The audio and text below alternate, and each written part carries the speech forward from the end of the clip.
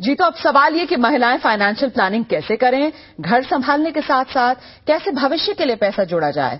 महिलाओं की वित्तीय जरूरतों और इससे जुड़े सवालों पर बात करने के लिए हमारे साथ मुंबई से मौजूद हैं फाइनेंशियल एक्सपर्ट, खास मेहमान हमारे हेमंत रुस्तगी जी। हेमंत जी, बहुत बहुत स्वागत है आपका जी न्यूज में। सबसे पहला सवाल तो मेरा यही हेमंत जी कि महिलाओं के लिए कितना जरूरी है कि वो भी अपने इन्वेस्टमेंट पर ध्यान दें। देखिए, मुझे लगता है जहां तक इन्वेस्टमेंट पे ध्यान देने का सवाल है वो सभी के लिए जरूरी है, चाहे वो महिलाएं हो या पुरुष हो। लेकिन ये बात सही है कि हालांकि महिलाएं जो है बाकी काफी जो क्षेत्र है उनमें काफी दक्ष हैं, लेकिन जब भी हम इन्वेस्टमेंट की बात करते हैं तो रिएक्शन पहला यही होता है कि मुझे इसको जानने की जरूरत नहीं है। जैसा हमने देखा इस रिपोर्ट में भी कि या तो हस्बैंड देख रहे हैं या फादर देख रहे हैं या भाई देख रहे हैं। तो मुझे लगता है बहुत जरूरी है कि महिलाओं को financial planning, investment, tax saving के बारे में जानना जरूरी है। और मुझे इनफैक्ट ये लगता है कि अगर हम एक अच्छे इन्वेस्टर की क्वालिटीज की बात करें तो कुछ ऐसे क्षेत्र हैं फाइनेंशियल प्लानिंग के और पूरे प्रोसेस के कि जहां पे महिलाएं जो है पुरुषों से एक अच्छी इन्वेस्टर साबित हो सकती हैं। बिल्कुल। और फाइनेंशियल प्लानिंग किस तरीके से महिलाओं को करनी चाहिए, इसके बारे में आप क्या सलाह देंगे? देखिए, फाइनेंशियल प्लानिंग का एक प्रोसेस होता है। जब भी हम फाइनेंशियल प्लानिंग की बात करते हैं तो ज्यादातर महिलाएं और काफी सारे और इन्वेस्टर्स की भी रिएक्शन ये होती है कि शायद ये बहुत ज्यादा कॉम्प्लिकेटेड है, कॉम्प्लेक्स प्रोसेस है। सच्चाई ये है कि इसमें थोड़ा सा इलेबोरेट है, शायद ज्यादा डिटेलिंग चाहिए इसमें, लेकिन बिल्कुल भी मुश्किल नहीं है। इसके लिए सबसे पहले जरूरी है कि महिलाएं जो है अपने गोल जो है यानी जो लक्ष्य हैं उनको पहले एक नोट कर लें, एक लिख लें कि हमारे क्या गोल हैं। कुछ गोल जैसे हमारे हम सभी के होते हैं, जैसे बच्चों की पढ़ाई होती है, बच्चों की शादी होती है, रिटायरमेंट के लिए होती है, या हमें घर खरीदना है या परिवार के साथ छुट्टियों पे जाना है। तो ये हमारे कुछ लक्ष्य रहते हैं, ये लक्ष्य को लिखें और उसके बाद हर लक्ष्य के लिए समय निर्धारित करें कि अगर बच्चों की पढ़ाई के लिए पैसा चाहिए तो कितने साल के बाद चाहिए, 10 साल के बाद चाहिए, 12 साल के बाद चाहिए। इस तरह से हर लक्ष्य को एक समय दें। बिल्कुल। तो अगला कदम क्या होना चाहिए? उद्देश्य, गोल्स सेट करने के बाद इस पर भी मैं आपसे बातचीत आगे अपनी बढ़ाऊंगी, लेकिन उससे पहले जरा दर्शकों को बताते हैं कि पैसा लगाने से पहले ये जानना भी जरूरी है कि आप जहां पैसा लगा रहे हैं उसमें आपको रिटर्न क्या मिलेगा। तो एफडी, पीपीएफ, एनएससी, ये वो तमाम विकल्प जहां पर आप पैसा लगा रहे हैं, लेकिन आप जहां निवेश कर रहे हैं वहां से आपको रिटर्न कितना मिल रहा है ये जानना भी बहुत अहम हो जाता है। सोने में भी लोग निवेश करते हैं, शेयर बाजार में भी निवेश करते हैं, तो ऐसे में विकल्प कितना मिलता है ये जानना भी बहुत जरूरी हो जाता है। तो मेरा घर मेरी जेब में आज होम मेकर्स के लिए टिप्स देख रहे हैं आप। कैसे भरेगा घर का खजाना, कैसे एक महिला अपने पैसे से जुड़े मामलों की प्लानिंग कर सकती है, इसी पर हम चर्चा कर रहे हैं। हमारे साथ फाइनेंशियल एक्सपर्ट हेमंत रुस्तगी जी मुंबई से लगातार इस खास पेशकश में बने हुए हैं। हेमंत जी, महिलाओं के लिए खासतौर से सुरक्षित निवेश के विकल्प क्या हो सकते हैं? देखिए, यहां पे सुरक्षित जो विकल्प हैं वो तो जैसे एक ट्रेडिशनल ऑप्शंस रहते हैं, जैसे हमने देखा कि फिक्स डिपॉजिट्स है, बॉन्ड्स है, डिबेंचर्स है।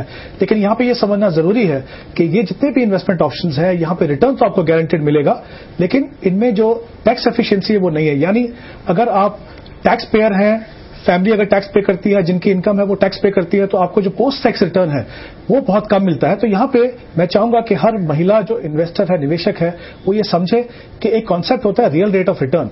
यानी एक तो आपको एक इंस्ट्रूमेंट से रिटर्न मिलता है, मान लीजिए 8 या 9% मिला, उसके ऊपर अगर टैक्स है और फिर उसके बाद आप महंगाई दर देखें, इन्फ्लेशन देखें, उसके बाद जो रिटर्न है वो आपको पॉजिटिव मिलना चाहिए। तो इसलिए मुझे लगता है कि जो आपका पोर्टफोलियो बनाए उसमें दोनों होने चाहिए, एक ट्रेडिशनल ऑप्शंस और एक मार्केट लिंक प्रोडक्ट्स। जैसे म्यूचुअल फंड्स होते हैं, म्यूचुअल फंड्स के अंदर डेट फंड्स होते हैं, इक्विटी फंड्स होते हैं, बैलेंस फंड्स होते हैं, उन फंड्स को देखें। हालांकि क्योंकि मार्केट लिंक प्रोडक्ट्स हैं इसमें थोड़ा रिस्क रहेगा, लेकिन अगर आप अपनी फाइनेंशियल प्लानिंग के हिसाब से इन्वेस्ट करें, सही समय के लिए इन्वेस्ट करें, सही तरीके का प्रोडक्ट अगर चुनें, तो मुझे नहीं लगता किसी भी कारण से आपको नुकसान उठाना पड़े। सिर्फ इतना ध्यान रखना है कि सिलेक्शन प्रोसेस आपका सही हो और जितना समय आप लेके चलें उसके हिसाब से अगर आप इन्वेस्ट करते रहें तो वो, जैसा मैंने पहले कहा, कि यहां पे आपको रियल रेट ऑफ रिटर्न बहुत अच्छा मिलेगा। दूसरी एक चीज मैं चाहूंगा कि हर महिला निवेशक जो है एक चीज का ध्यान रखें, रिस्क मैनेजमेंट जो है बहुत इंपॉर्टेंट है।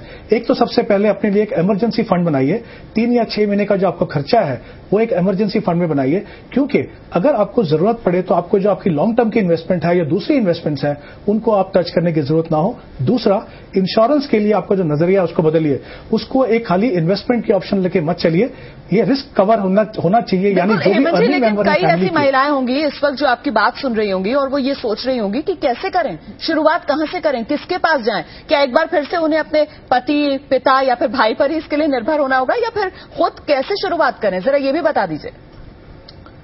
नहीं, जैसा मैंने पहले कहा, देखिए जनरली जब हम फाइनेंशियल प्लानिंग इन्वेस्टमेंट की बात करते हैं तो लगता है कि बहुत ज्यादा मुश्किल प्रोसेस है।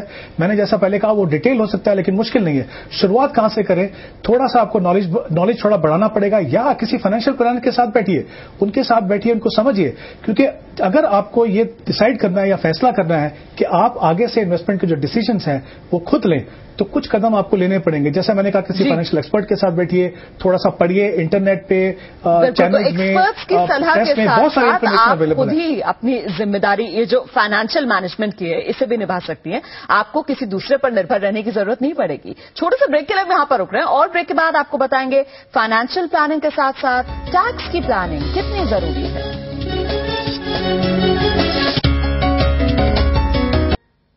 तो मेरा घर मेरी जेब में आज हम महिलाओं के लिए फाइनेंशियल प्लानिंग की बात कर रहे हैं। कौन कौन से विकल्प हो सकते हैं महिलाओं के लिए निवेश की, ये हमने जाना। हमारे साथ खास मेहमान फाइनेंशियल एक्सपर्ट हेमंत रुस्तगी लगातार इस पेशकश में बने हुए। हेमंत जी, सावधानी किस बात की रखनी चाहिए निवेश के दौरान महिला को?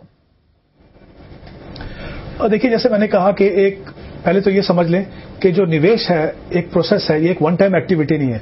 इसमें आप ऐसा ना करें कि एक दिन अचानक से आपने डिसाइड किया कुछ पैसा इन्वेस्ट करना है, उसके बाद आप पीछे हट गए।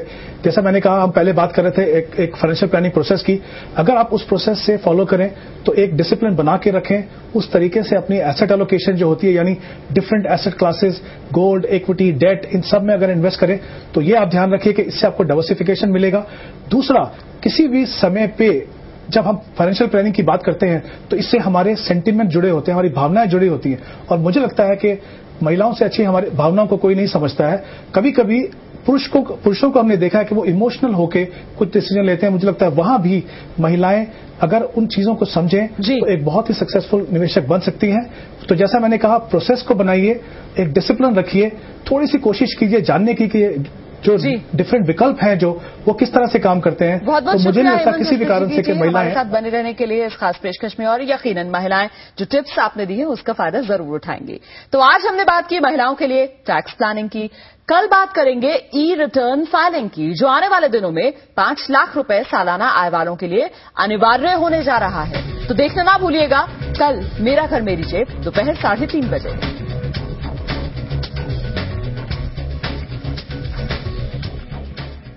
और अब एक छोटे से ब्रेक के बाद आप देखिए नॉन स्टॉप टॉप 10।